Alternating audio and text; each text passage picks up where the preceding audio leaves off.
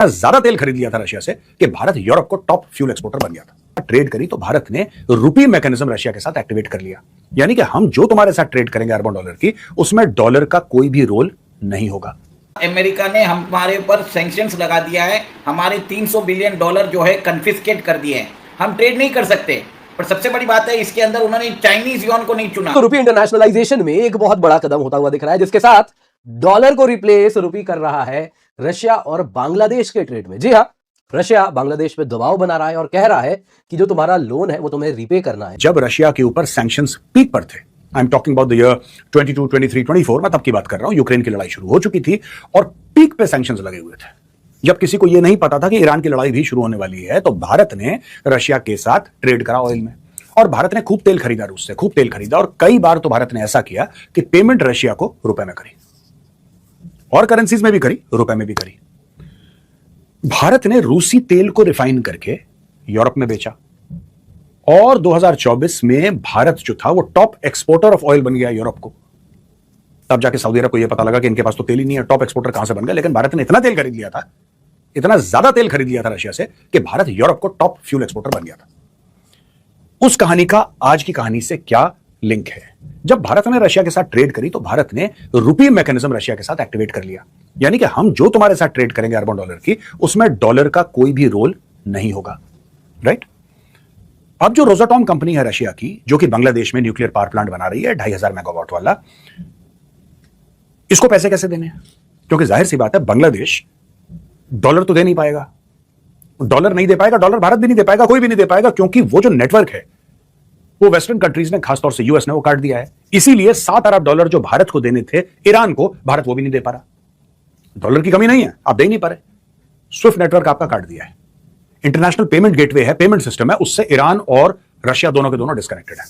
ये जो रूपपुर में पावर प्लांट है, न्यूक्लियर पावर प्लांट है, अब जब जब ये होगा, जब जब ये बढ़ेगा या आगे चल के whatever the payment should be given to Russia और will be given to Russia by Bangladesh, Russia ने बोला है इसका तरीका हमने निकाल लिया भाई, और आप इस चीज को फॉलो करो।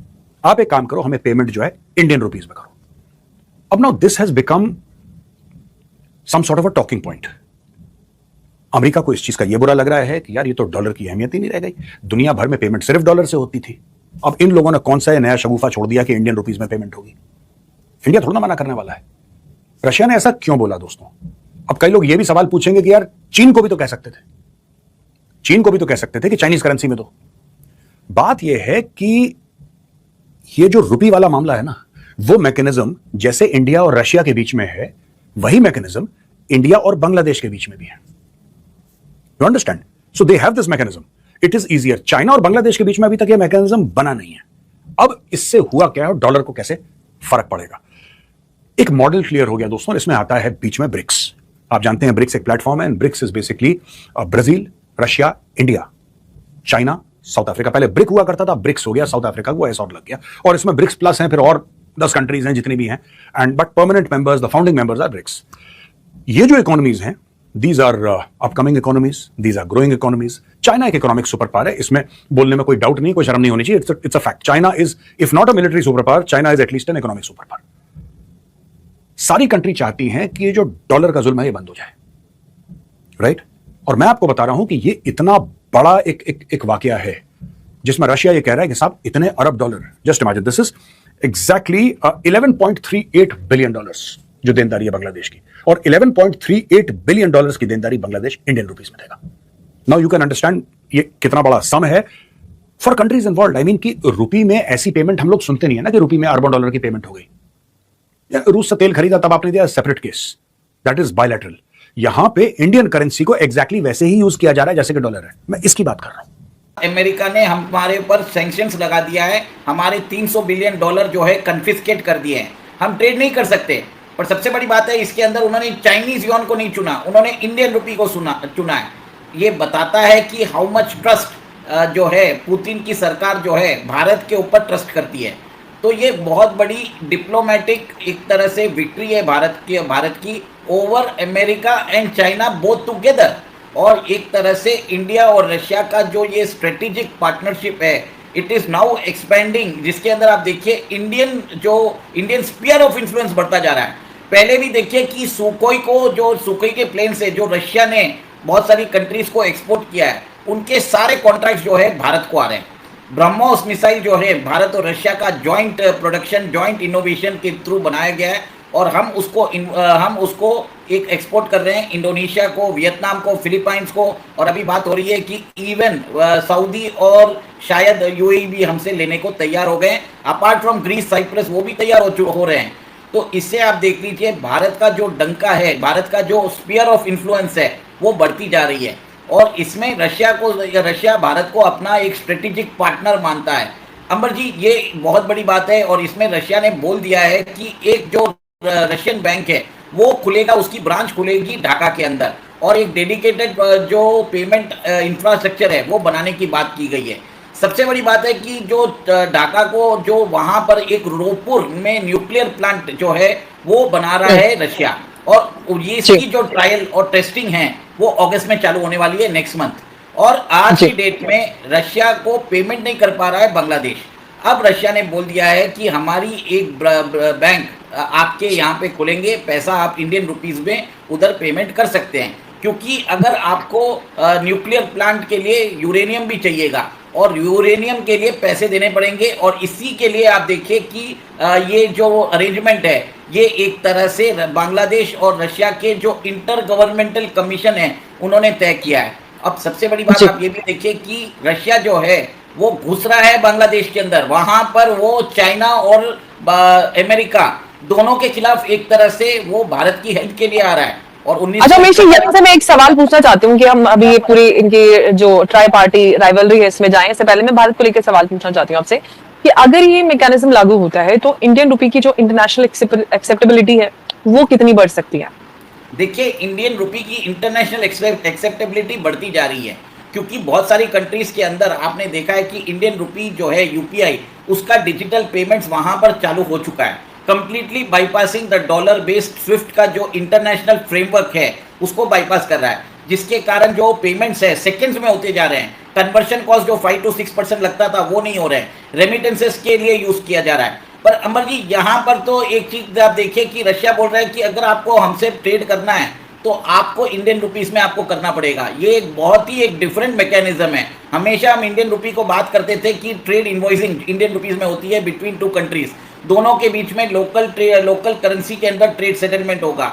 यूपीआई की बात होती थी, मसाला बॉन्ड्स की बात होती थी, पर कभी भी हमने नहीं देखा कि भारत जो एक थर्ड कंट्री है उसकी करेंसी के अंदर सेटलमेंट होगा बाय द उसके अंदर बायलैटरल ट्रेड एग्रीमेंट में रुपी को एक तरह से यूज किया जा रहा है। This is the first time एक तरह से कॉन्फिडेंस दिखा रहा है रशिया और एक तरह से बांग्लादेश को फोर्स कर रहा है कि अगर आपको हमसे ट्रेड करना है तो it is only possible in INR, और वो एक तरह से भारत की स्ट्रेटेजिक विक्ट्री है। तो रुपी इंटरनेशनलाइजेशन में एक बहुत बड़ा कदम होता हुआ दिख रहा है, जिसके साथ डॉलर को रिप्लेस रुपी कर रहा है रशिया और बांग्लादेश के ट्रेड में। जी हाँ, रशिया बांग्लादेश पे दबाव बना रहा है और कह रहा है कि जो तुम्हारा लोन है वो तुम्हें रीपे करना है, और ये रीपे तुम नहीं कर पा रहे हो तो ऐसा नहीं कि तुम पैसे लेके बैठ जाओगे। चैनल बना हुआ है भारत के साथ, वो रुपी ट्रेड करता है, उसी चैनल का इस्तेमाल बांग्लादेश को वो करने कह रहा है और कह रहा है रशिया और बांग्लादेश का सारा ट्रेड इसी रुपी चैनल से होगा। दोस्तों, इसके साथ ये एक ऐसा रास्ता वो ढूंढ रहे हैं जिसके साथ यूएस सैंक्शंस को पूर्ण रूप से रुपी ट्रेड के द्वारा बाईपास कर सकते हैं। जहां तक बात है भारत की लायबिलिटी की, ये आएगी ही नहीं, क्योंकि ये जो चैनल है इसके लिए भारत को कुछ करने की आवश्यकता नहीं है। ये बस रशिया और बांग्लादेश ही डायरेक्टली बैठ के कर सकते हैं। भारत बस और बस रुपी अकाउंट से इंडिया से बांग्लादेश ट्रांसफर कर रहा है और उसके बाद पूरा खेल हो रहा है, जिसमें आप अगर देखें तो पैसा रशिया जा भी नहीं रहा है, लेकिन रशिया को पैसा मिल जा रहा है। क्या है ये अनूठा रास्ता जिसकी बात रशिया कर रहा है, उस पर चर्चा करेंगे। आप देख सकते हैं Russia Bangladesh rupee trade mechanism I करना चाह रहे हैं, जिसके द्वारा वो जितना भी सैंक्शन हर्डल है उसको बाईपास कर सके, और ये प्रपोजल रशिया ने बांग्लादेश के सामने रख दिया है। Russian foreign minister Sergey Lavrov Bangladesh के फॉरेन मिनिस्टर खलीलुर रहमान से मिले इसी महीने, और उन्होंने कहा कि ये अप्रोच रहेगा, न्यूक्लियर कोऑपरेशन जो चल रहा है, जो पावर प्लांट बन रहा है, वो फर्दर लोन जो बांग्लादेश को मिलना है इस चैनल से दे सकते हैं। जो इंटरेस्ट रेट पेमेंट जो बांग्लादेश का बाकी है और जो 2027 से प्रिंसिपल अमाउंट पेमेंट भी स्टार्ट हो जाएगा, वो भी इसी चैनल से पूर्ण रूप से कंप्लीट हो सकता है, और बायलैटरल ट्रेड भी। अब दोस्तों, ये क्या है जो अंडर रिव्यू है, बहुत जरूरी है इस पर चर्चा करें, क्योंकि आप देख सकते हैं अभी आने वाला जो ब्रिक्स समिट है उसमें आप देख सकते हैं इंडिया ने ऑलरेडी बांग्लादेश के पीएम तारिक रहमान को इनवाइट भी किया है। फिलहाल वो थोड़ा भाव खा रहे हैं, कह रहे हैं कि हम थोड़ा सोच रहे हैं आएंगे कि नहीं आएंगे, है ना। अगर पाकिस्तान को आज बोल देना दौड़ा दौड़ा आ जाएगा ब्रिक्स समिट में। जी हाँ, बांग्लादेश के पीएम सोच रहे हैं कि हमको टाइम है कि नहीं, हम सोच के बताएंगे। जरा बातें सुनिए आगे। अगर आप देखें तो यहाँ पे शी जिनपिंग, पुतिन, लाइकली आने वाले हैं, उसकी तैयारी हो रही है। सितंबर में ये बड़ा समिट होने वाला है और तारिक रहमान को भी न्योता गया है, तो उस समय तक ये डील भी फाइनल हो सकता है। तो क्या एग्जैक्टली हो रहा है इसमें, कैसे यूएस सैंक्शंस का एक वे अराउंड हो रहा है और साथ ही साथ कैसे रुपये इंटरनेशनलाइज हो रहा है। रशिया के रुपी ट्रेड की बात करते हैं। रशिया ने दोस्तों बायलैटरल ट्रेड बांग्लादेश के साथ रुपी में हो ये प्रपोजल दे दिया है और इसके साथ वो कह रहा है कि वेस्टर्न सैंक्शन से इजीली बाईपास हो सकता है। आपके मन में ख्याल आएगा रूबल और बांग्लादेश की तरफ से टाका ट्रेड क्यों ना हो हम समझ जाएंगे, लेकिन दोस्तों उसके पहले जरा जान ले, अगर आप देखें तो डायरेक्ट बैंकिंग लिंक होगा इन दोनों देशों के बीच में और उसका जो कनेक्टिव लिंक है वो रुपीज होगा। दोस्तों यहां पे अगर आप बांग्लादेश की बात करें तो वो कह रहा है कि देखिए जी कैसे करेंगे, क्योंकि बांग्लादेश को तो अच्छा है, उसको क्या है कि अब उसको इंटरेस्ट पे करना पड़ रहा है, वो कहता है हम दे नहीं सकते हैं तो पैसे बचा के यहां पे रखा हुआ है। तो यहां पे अगर आप देखें तो बांग्लादेश कहता है कि देखिए आईएनआर रुपी का जो यूजेज है वो बांग्लादेश के लॉज अलाउ नहीं करते हैं कि बांग्लादेश और इंडिया के सिवा और किसी के साथ उनका इस्तेमाल किया जाए, तो इसलिए फिलहाल तो हम बंधे हुए हैं। लेकिन हाँ, बांग्लादेश का जो इकोनॉमिक रिलेशंस डिवीजन है वो कह रहा है कि इस प्रपोजल पर चर्चा करेंगे Bangladesh Russia inter governmental commission on trade, economic, scientific and technical cooperation, जो सितंबर-अक्टूबर 2026 में होगा। और इसके साथ उन्होंने कहा कि जो प्रिपरेटरी मीटिंग है जिसमें ढाका का नेगोशिएटिंग पोजीशन क्या होगा वो उस पर हम पहले चर्चा कर लेंगे, फिर ये करेंगे। तो बेसिकली बांग्लादेश समझ रहा है रशिया देखिए दबाव बना रहा है, उसको इस तरफ मूव करना है, तो उसके पहले कुछ पाले वो प्रयास वो कर रहा है। दरअसल रशिया इतना पुश क्यों कर रहा है दोस्तों, आप ये जो देख रहे हैं ये है रूपपुर न्यूक्लियर पावर प्लांट। ये न्यूक्लियर पावर प्लांट दोस्तों इंडिया रशिया कोऑपरेशन का ही नतीजा है। कहीं ना कहीं इंडिया रशिया मिल के आया और बांग्लादेश को ये न्यूक्लियर पावर प्लांट वहां पर बन रहा था और इसी में रशिया अब ढाका को पुश कर रहा है, कह रहा है कि देखो भाई बांग्लादेश अब जो लोन दिया है उसका इंटरेस्ट पेमेंट शुरू करो रूपपुर न्यूक्लियर पावर प्लांट के लिए। लेकिन बांग्लादेश कहता है कि सैंक्शंस लग गए हैं, कैसे पैसे आपको दे दें, ट्रांजैक्शन हो नहीं पा रहा है। रशिया ने दोस्तों इन टोटल करीबन $12 बिलियन का लोन दिया था इसके लिए, जिसमें से 8 बिलियन दे चुका है। 4 बिलियन आने वाले समय में फर्दर लोन दिया जाएगा जो कि अभी पेंडिंग है। जैसे जैसे प्रोजेक्ट आगे जाएगा वैसे वैसे लोन भी देते वो जाएंगे। दोस्तों यहां पर अगर आप देखें तो बांग्लादेश वहीं पर कह रहा है कि देखिए जो इंटरेस्ट पेमेंट अभी स्टार्ट हो गया है वो इंटरेस्ट पेमेंट एक बांग्लादेश अपने गवर्नमेंट बैंक अकाउंट में डिपॉजिट कर रहा है। सोनाली बैंक है, बांग्लादेश का सरकारी बैंक है, उसी में रशिया के नाम पे बस वो पैसे जमा कर देता है, लेकिन वो पैसा बांग्लादेश के बाहर ही नहीं जाता है, वो बांग्लादेश में ही रहता है, यानी कि वो पैसा रशिया तक जा नहीं पा रहा है। करीबन $1 बिलियन उसका इसी प्रकार से बांग्लादेश में ही फंसा हुआ है टका के रूप में।